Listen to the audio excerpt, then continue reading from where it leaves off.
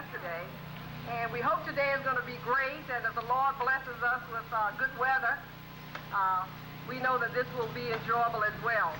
A couple of announcements first. A lot of people, we're having water problems with the water again. It's very low. So we ask that you not go inside and use the toilet facilities or drinking water. We have drinking water provided in the cooler here to my left, and we have outside accommodations down to the right in the far back. We ask that you please use that. We have a wash basin there. We ask you to use that as well. At this point, we're going to turn the program over and ask our Mistress of Ceremonies to please come forward. That's Arvette Harris, the daughter of Maddie and Norwood Carlisle. Certainly is. And it's a nice, wonderful picture to Seattle last Saturday. I'm sure a lot of us thought we weren't going to make it today, but we're all here, we're all pulled together, and we made it. Before we start, we're going to ask Calandus Francis to do the scripture for us. Saw a great multitude, and was moved with compassion toward them, and he healed their sick. And when it was evening, his disciples came to him, saying, "This is a desert place, and the time is now past. Send the multitudes away, that they may go into the villages and buy themselves victuals." But Jesus said unto them, "They need not depart, give ye them to eat." And they say unto him, "We have here but 5 loaves and 2 fishes. He said, "Bring them hither to me." And he commanded the multitude to sit down on the grass, and took the 5 loaves and the 2 fishes, and looking up to the heaven, he blessed and brake, and gave the loaves to his disciples, and the disciples to the multitude. And they did all eat, and were filled. And they took up of the fragments that remained 12 baskets full. And they of my heart be acceptable in thy sight, O Lord, my strength and my Redeemer. I'd like to sing for you one sweetly solemn thought.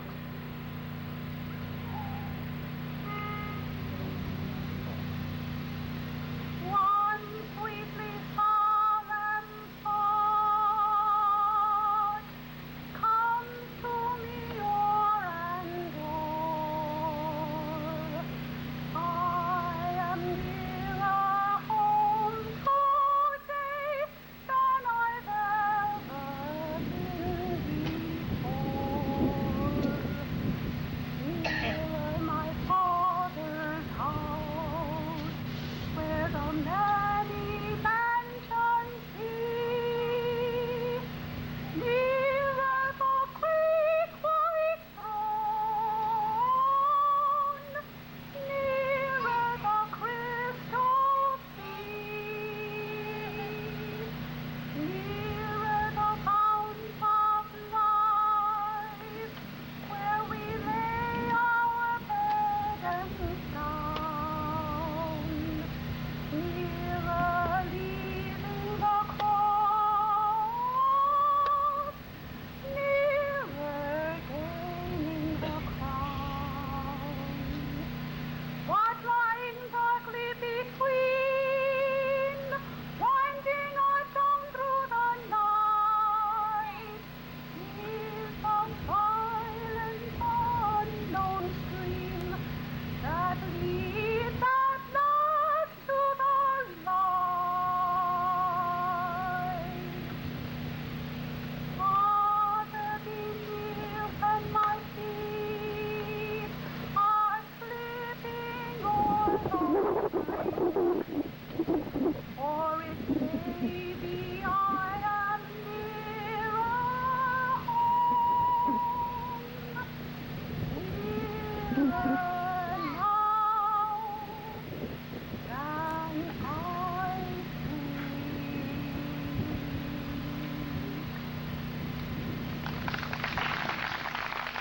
Only comes to the moment that everybody has been waiting for. They asked me all yesterday, ever since I have said we're going to have a guest speaker, a surprise. We have known this person. I have all my life. My uncles and aunts have. I know they grew up with our special guest. When I called him, he couldn't get over it because he had no idea we were thinking of this person. And I try to tell people you never know who's watching you. So you have to be very careful. So on this note, we would like to welcome Mr. Caleb Wilkins. It's just good and grand to be here today, to see such a wonderful family come together. You know, I said to several people this evening, it's really wonderful when people don't have to wait for someone to pass, to die, and then get together. Whilst the breath is still in your body, it's good to come together and find out who is who. I just learned that I'm cousins of just about everybody here. And now I'm not surprised at that. I want to thank Mr. Irvine for even calling me and thanking of me of such things, because I just felt unworthy in the first place. But since she insisted, so I said, well, since I've known the family from way back, from old times, from the poverty area, I just decided maybe I should appear after all. And I hope I'm not going to be on the movie screen when he's I had she gave me a few outlines that she wanted me to mention. And number one was about the grandparents, Mr. and Mrs. Francis. Of course, I knew them from way back, ever since I was a little tot, because I lived in the back of this mansion here for years in the old house that my grandfather owned. In later years, he sold this whole entire neighborhood to Mr. Francis. And then Mr. Francis erected this mansion that you see standing here now. And we moved up on the hill a little further, and where we stayed until my mother got married and moved down on the bottom of, down the hill a little ways where I was born. But after living there for a few years, we moved up here. So I'm well acquainted with the area around here, and I'm also acquainted with Mr. and Mrs. Francis. One thing about Mr. Francis, every morning we couldn't sleep after 4 o'clock because he was out here with a Ford-Sun tractor breaking up land. And I said, uh-oh, it's time to get up. Mr. Francis is going to work. And then when we'd come down this way to the railroad track, Mrs. Presley was down fishing or either hunting with those dogs. So they were very active people and was very well known and liked around the community. Church-going people. Raised a beautiful family, which we grew up with. Roy, Grady, Morris, Wilbert, Eula Mae, Early, and the rest of them came after my time. But it's just good to be here and have a word to say about this wonderful family. They were wonderful, great people and hard-working people. Most of us patted our farms behind Mr. Francis. When we found out he was planting cotton, corn, and peanuts, we said it's time to go to work, because Mr. Francis has started his already. So that was the kind of life that he lived in, the type of work that he's done here in this place and left a legacy for all of us to follow. Now, the next outline was the children. Well, I've mentioned a lot of the children that we all grew up together. We went to school together. We played in the organ and fussed and fight together, but we were still friends. And they always had a nice automobile, and when we wanted to go to see our girlfriends, we depended on them to come by and pick us up. And of course, we only had to give them about 15 or 20 cents for gas. But those were the good old days. And then now, about the school, I didn't know too much about how they went to school after we left McDonald's. Now, McDaniels, when I was in school here, was one little wooden building down the highway there where everybody was in the school. From the primary to the 6th grade, we had one teacher, a Reverend said, surprise. So that's all I'm saying, surprise.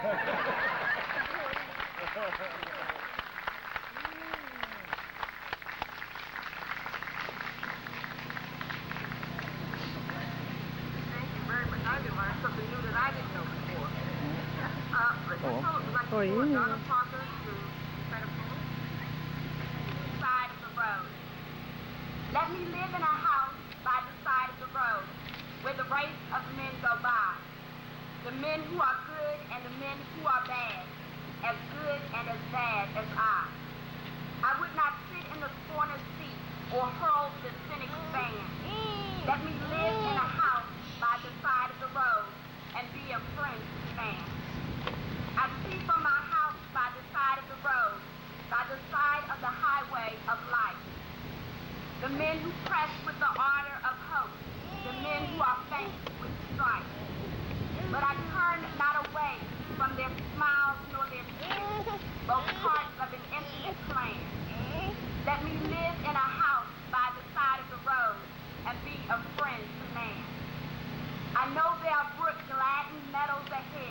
and mountains of wearisome height, that the road passes on through the long afternoon and stretches away to the night.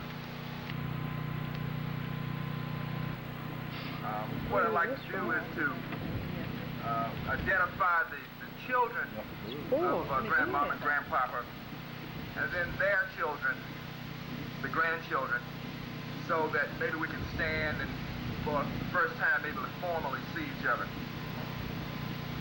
And I guess, and this is Roy France. And the mother. All right. This is the family of Maurice.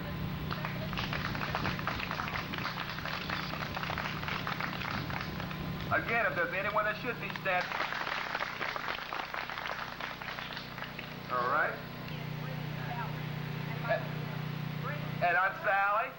I saw her here. Okay.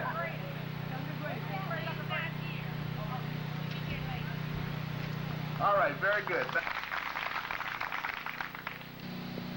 Dennis and Woody. And it's, all right. And is there anybody that should be standing with you all?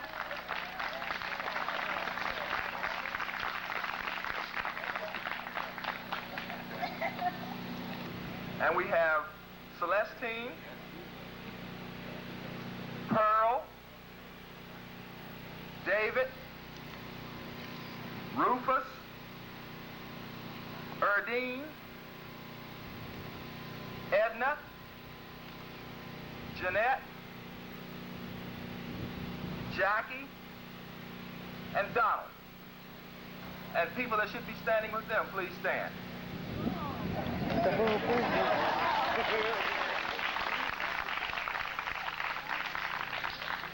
All right, thank you. All right, next we have Aunt Erdy. And anybody should be standing with them. All right.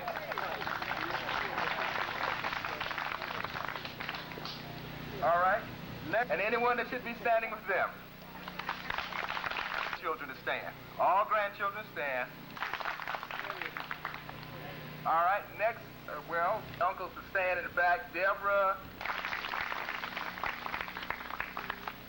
Next we have Maddie, Arvette, and Victor. And people should stand with them. Would they please stand?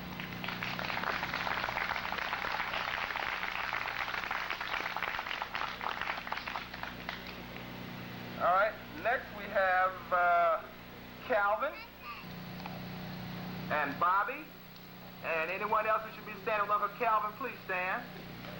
I know Aunt Irma's here. All right. And we have Uncle Claude, the big, please stand. All right. Well, that's the recognized story or favorite memory of Grandmama and Grandpapa. And if you can indulge me just a few seconds, I'd like to at least just share mine with you. I think the thing that I remember most about Grandpapa and Grandmama, with Grandpapa, I think I remember prosperity, because Grandpapa was prosperous, and his ability to take it in stride. He didn't shy away from talking about what he had or who he was, but he was able to take it in stride, and I remember that about him. And I think the next thing I remember is his hard work, how he wasn't afraid of hard work, and how he worked very hard. And I guess the thing with Grandmama in line, and how much that has come to mean to me in my life, and as I grow and struggle and work with all of that. And I guess the final thing Grandmama used to always say is when you would talk to her about Grandpapa, about how they met or how much she liked him or whatever, she'd always say, well, if I had to marry him again, I'd never do it. That's exactly what she'd say. And Grandpapa would sit there not saying a word, and they got 13 children, right? Got 13 children. She's talking about she wouldn't marry this man again, right? And that sort of always reminded me is that, you know, you don't need to take yourself too seriously, that life is flexible and humorous, and that you get a lot out of it by not taking yourself too seriously.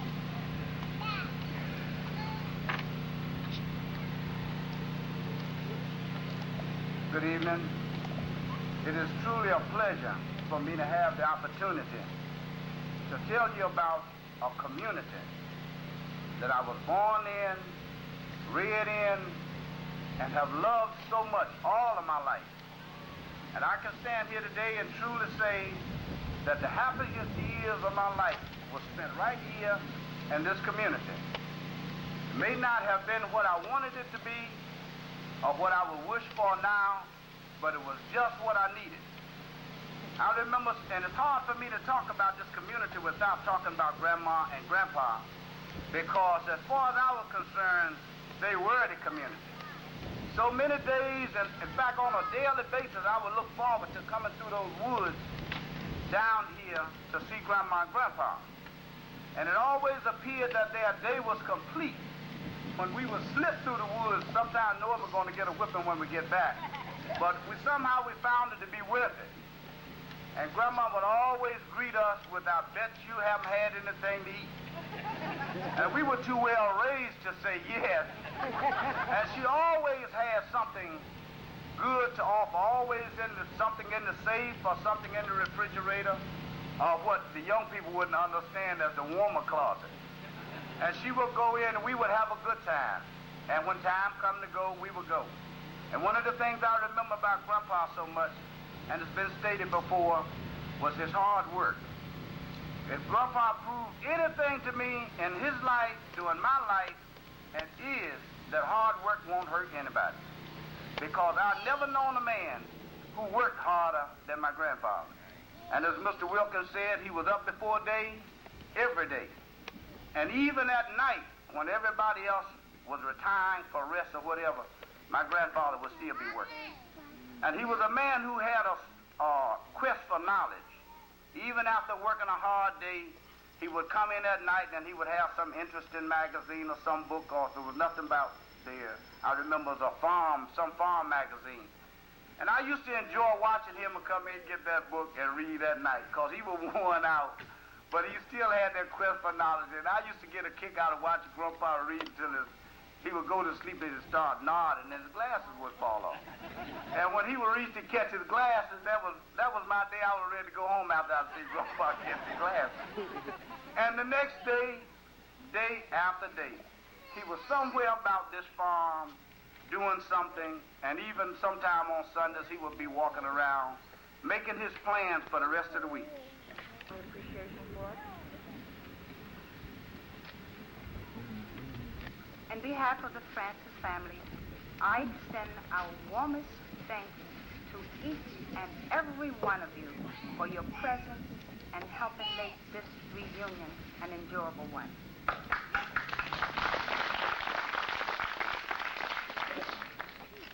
We all are well aware of the fact that any group getting together calls for organization and preparation. So at this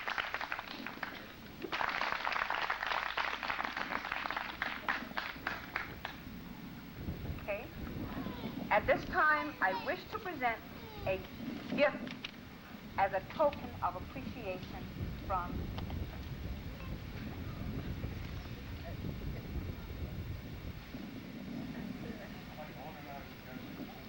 Aren't we appreciative of the wonderful work that they have done?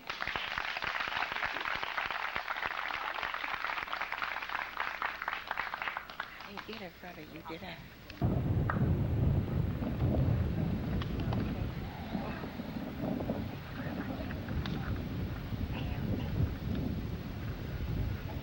Now, last but not least,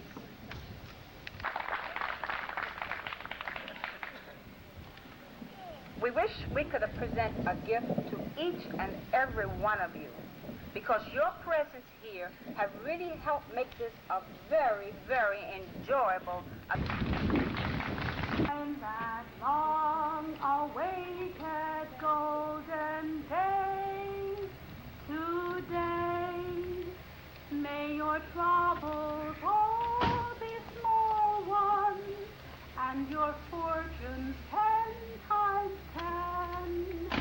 May the good Lord bless and keep you till we meet again.